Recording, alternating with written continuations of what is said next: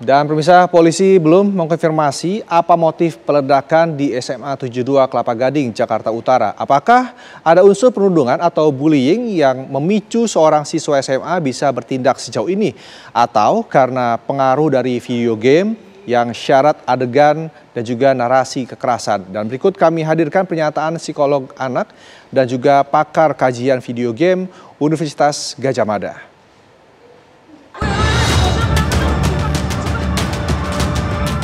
Tim penyidik dari Polda Metro Jaya masih menemui kendala dalam mengungkap motif ledakan yang terjadi di SMA N72 Jakarta Jumat kemarin.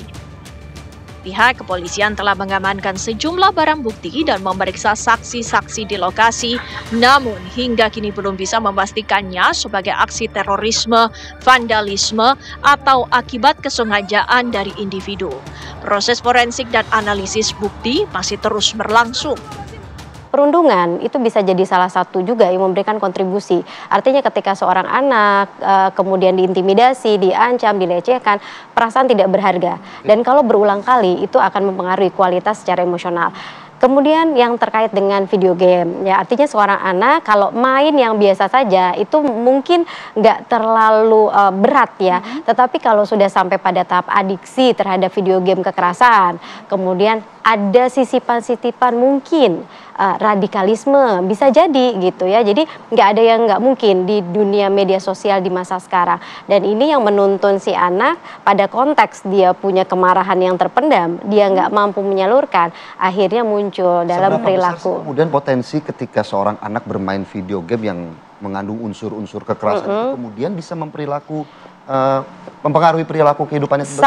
Sangat mungkin dan berpotensi, tapi tidak selalu. Artinya kalau si anak ini diajarkan mengelola emosinya dengan baik dan tidak ada trigger awal, maka kemudian main game ini sebenarnya nggak terlalu bisa artinya membuat anak melakukan tindakan seperti ini gitu ya. Tetapi kalau ada faktor-faktor variabel lain, maka menjadi possible. Seperti bullying mungkin? Betul. Ya, itu bisa jadi. Jadi perasaan tidak aman dalam diri, kemarahan yang dipendam, maka ini bisa menjadi sebuah ledakan dalam bentuk perilaku. Orang yang bermain video game isinya kekerasan itu banyak sekali gitu. Dan ini bukan hanya video game, saya bilang ini film juga banyak banget yang isinya kekerasan gitu. Mau dari mild violence gitu ya, sampai pada kekerasan yang benar-benar secara visual tuh benar-benar gore gitu tuh banyak di film juga, banyak di drama TV, banyak di Netflix, banyak bahkan di sinetron juga mild violence tuh banyak sekali gitu.